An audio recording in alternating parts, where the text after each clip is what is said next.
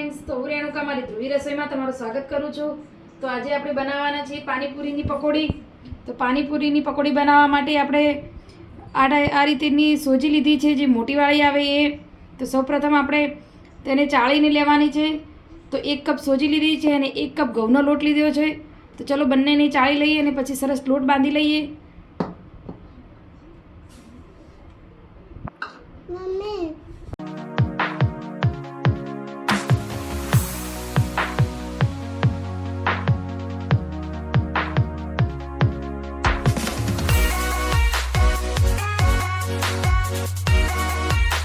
તો હવે આપણે લોટમાં થોડું 1 ચપટી જેટલું મીઠું નાખીશું. તો મીઠું વધારે નથી નાખવાનું, 1 ચપટી જેટલું જ નાખવાનું છે. અને સોજી અને લોટને સરસ મિક્સ કરી લઈશું. તો તમે જોઈ શકો છો, મેં પાણી નાખવાની જરા પણ ઉતાવળ નથી કરી. ધીમે ધીમે જ પાણી નાખેલું છે, જેમ જોઈએ એ રીતે જ પાણી નાખવાનું છે.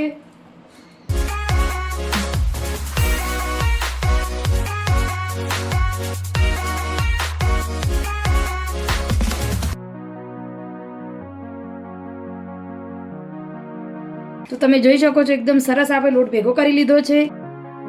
તો હવે આપણે એને 1 થી 2 મિનિટ સુધી આ રીતે મસળી અને સરખો કરી લઈશું. તમે જોઈ શકો છો, આપણે એકદમ સરસ એવો લોટ બાંધી અને તૈયાર કરી લીધો છે. તો ના વધારે કડક ને ના વધારે સોફ્ટ એવો લોટ બાંધ્યો છે આપણે. તો હવે આ લોટને આપણે 30 મિનિટ સુધી રેસ્ટ આપવાનો છે. સરસ એવા રૂમાલથી આપણે ઢાંકી અને 30 મિનિટ સુધી રેસ્ટ આપીશું. આપણે પાણીપુરી માટેનો મસાલો બનાવવાનો છે. તો આપણે બટાકાને સરસ એવા છોલી ધોઈ અને બાફવા માટે રાખી લઈશું.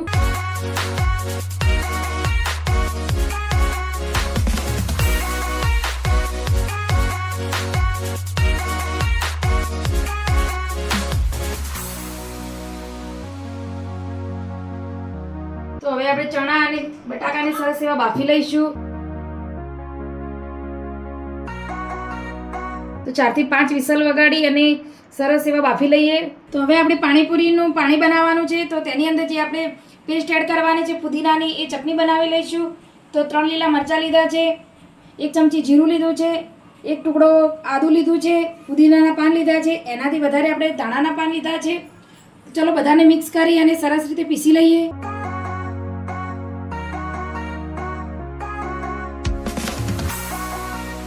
તો 1 ચમચી જેટલું પાણી નાખી અને સરસ પેસ્ટ બનાવી લઈશું. તો આપણે ચટણીનો મસાલો જે બનાવીને તૈયાર કરીને રાખી લીધો છે.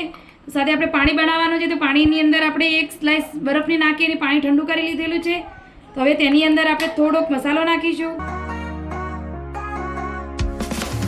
અને તેને સરસ મિક્સ કરી લઈશું. તો હવે આપણે પાણીની અંદર આપણે કાળું મીઠું નાખવાનું છે. તો તે એડ કરી લઈશું, જે સ્વાદ અનુસાર નાખીશું. સાથે ચાટ મસાલો નાખીશું. તો આપણે પાણી સે ચાખી અને ટેસ્ટ પ્રમાણે જ બધું નાખવાનું છે. પાણીની અંદર આપણે ખટાશ કરવાની છે. તો મેં આંબલીનો ઉપયોગ નથી કર્યો, મેં લીંબુ લીધું છે. તો આપણે 1 લીંબુનો રસ નાખીશું.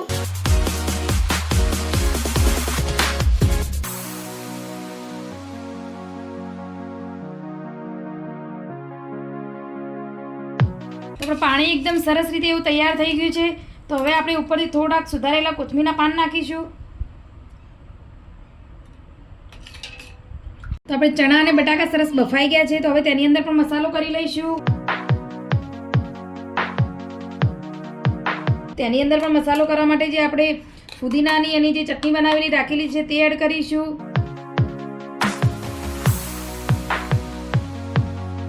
તો આપણે થોડું કાળું મીઠું નાખીશું. તો આપણે લાલ મરચાંની થોડીક પેસ્ટ બનાવીને રાખેલી છે. થોડીક આપણે પૂરી તીખી બનાવીશું.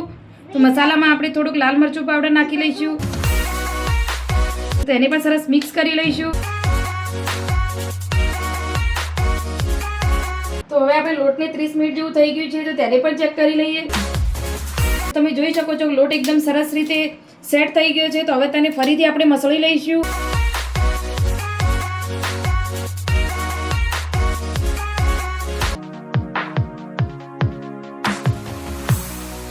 તો આપણે ફરીથી પણ લોટને 2 મિનિટ સુધી મસળી અને તૈયાર કરી લીધો છે. તો હવે તેમાંથી આપણે નાની નાની લોહી તોડવાની છે. તો આપણે આ રીતેની નાની નાની લેવાની છે. બધી જ લોહા સરસ કરી લઈએ.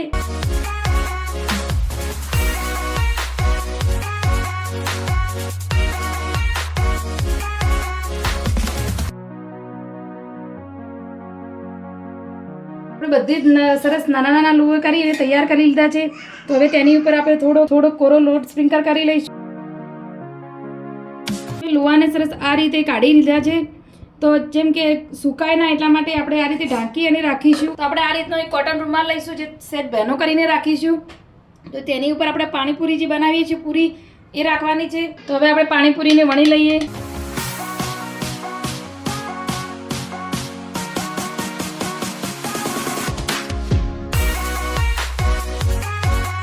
તો બસ આપણે પાણીપુરીને આ રીતની આટલી જ વણવાની છે અને આટલી જ પતલી રાખવાની છે. તો હવે આ રીતે મૂકતા જઈશું અને બધી જ પૂરી વણતા જઈશું. તો આપણે પૂરીને આ રીતે લાઈનસર જ ગોઠવતા જઈશું અને રાખતા જઈશું, કેમ કે જે પૂરી આપણે પહેલાં વણી છે એ પૂરીને પહેલી જ તળવાની છે.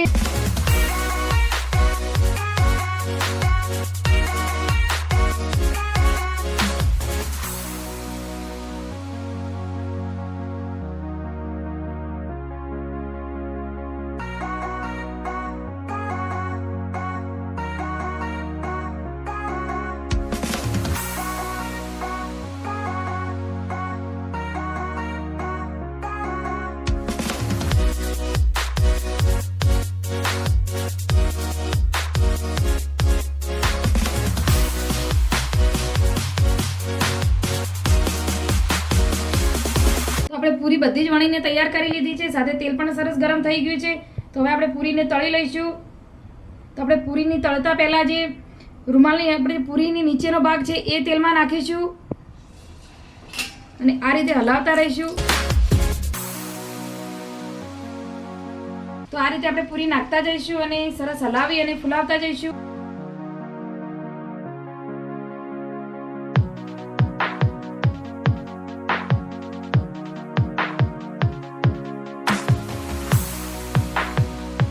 તો તમે જોઈ શકો છો આપણે એકદમ સરસ રીતે એવી પૂરી ફૂલી અને તૈયાર થાય છે.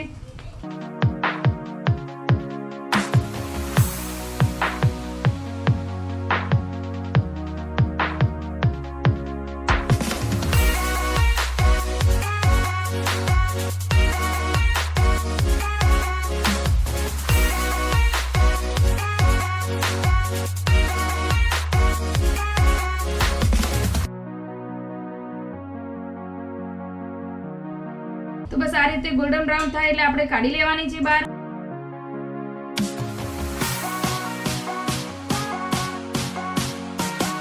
તો આપણે આ રીતે બધી જ પૂરી બનાવીને તૈયાર કરી લઈશું.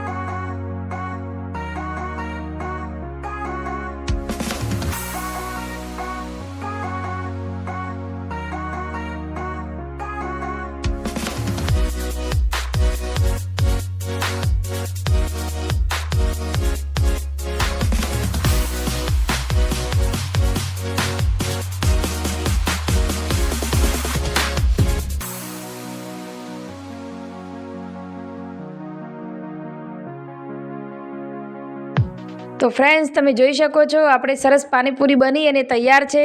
તો આપણે સર્વ પણ કરી લીધી છે. તો તમે આ રીતે ઘરે પણ બનાવી અને એન્જોય કરજો. તો કમેન્ટમાં મને જરૂરથી કહેજો કે કેવી બની છે. તો આજની મારી પાણીપુરીની રેસીપી ગમી હોય તો લાઇક શેર કોમેન્ટ કરજો. આવી જ નવી રેસીપી સાથે હું ફરીથી મળીશ. ત્યાં સુધી આવજો.